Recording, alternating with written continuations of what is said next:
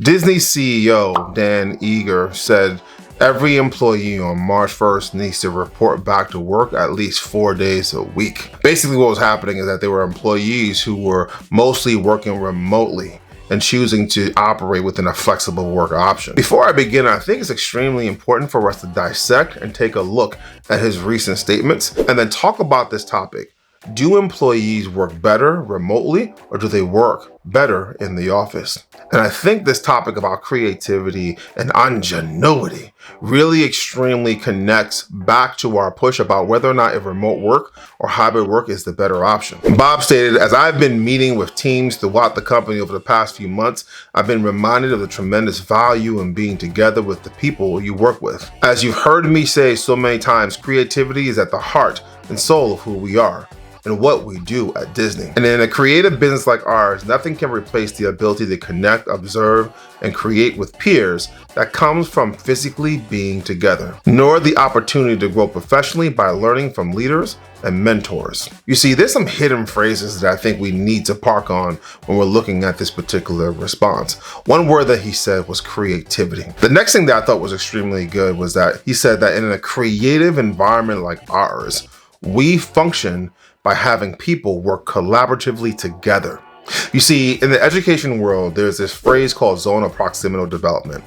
Zone of proximal development focuses solely on one core thing that people learn when they are near someone who does something better than them. It's this whole idea that at the end of the day, in order for people to grow and learn, then it's important for them to be around someone who is better than them, can mentor them and guide them and steer them in the right direction. The concept is rooted around the idea of a pathway.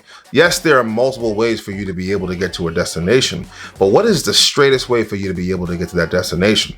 Having someone work with you collaboratively is at the core of who we are. Additionally, one thing that I think is extremely important when we talk about this idea about remote work versus in-person work is that there's this really important thing about competition. Like, I don't know about you guys, but competition is extremely important in a business-like environment, especially one like Disney or Google or those tech jobs, because you're competing with so many different organizations who are vying to take your spot. So you need to make sure that you have people who have kind of like this killer edge. So now the ultimate question now is, does working home kill that competitive edge or kill a person's ability to be able to grow and learn? In an article written by Forbes, they analyzed and looked at some key data around whether or not people felt like they were more productive at home versus being in the office. According to the actual research from Forbes, workers with full schedule flexibility report 29% higher productivity and 53% greater ability to focus than workers with no ability to shift their schedule, according to a just announced report from Future Forum. And you can even imagine, one of the unique things about being able to work home is that you're not dealing with the riffraff, the distraction, the commute that takes so much of your time. Part of the challenge for many people, the average commute is about 30 minutes. Compound that by every single day, that means you're spending about 5 to 6 hours commuting, not including getting lunch or stopping by somewhere to and from work. You know, there are nuances that go into actually going to work, getting gas for your car, right? So by minimizing all those distractions, a person now is able to solely focus on the core thing, which is their job, right? But the reality is that I think employers believe otherwise. According to a Microsoft report, 85% of leaders say that the shift to hybrid work has made it challenging to have confidence that employees are being more productive. More concretely, 49% of managers of hybrid workers struggle to trust their employees to do their best work. You see, at the end of the day, manager confidence in whether or not employees are using their time more effectively creates this sense of angst. And we have to understand, if managers are not feeling like the productivity is happening from employees at home, then they will then automatically start shifting back. And that's what you're seeing. What you're seeing right now in all these tech job layoffs is that people are realizing that, heck, we don't necessarily need these amount of people to be able to get the job that we need to get done. Now, granted, the pandemic created a very unique situation. Essentially, during the pandemic, there was a huge push to hire more people. And let's be also clear, these positions were 6-figure salaries, like high-paying jobs and high-paying, high-skilled individuals being hired in order to push what was taking place as a result of the pandemic. But as people began to start going back to work, you start realizing that you just didn't need as much of a workforce as you did during that pandemic time. Now, I think this next part of the actual article from Forbes really talks about this sense of trust and what employers are actually doing in order to monitor and track the work. So according to the article, half of all business leaders believe that when employees are working out of sight, they don't work as hard.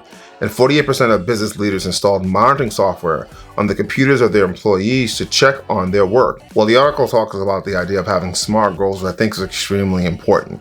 At the end of the day, the only way that employers can actually address this issue of performance is by having SMART goals. SMART goals are specific, measurable, actions-oriented, related, and time-bound. Essentially, what's taking place with the SMART goal is that you're creating intentional evaluation tools to measure the performance. Many employers are going to this whole model and mantra of excellence everywhere. At the end of the day, I think the push towards remote work has created a different type of culture. And I think we're now in this process of dealing with the growing pains of recovering from what took place after the pandemic. I think it's healthy for us to be able to get to a point where we are evaluating what's taking place with how much work we're doing within the workplace. But I also feel like there is a question about whether or not if certain employees can effectively manage and work remotely. Which is why I think the only solution to this problem is that you create strong and effective measurable evaluative tools to measure performance from anywhere that an employee is at. But I also understand Bob Iger's push for creativity. In a performance in a creative-based field like that, I do feel like there is something important about zone of proximal development and about making sure that people are connected to each other and able to grow and talk about things in order to refine their thinking. But heck, listen, I would love to hear your thoughts. As always, stay hungry, stay motivated, stay focused, and happy planning.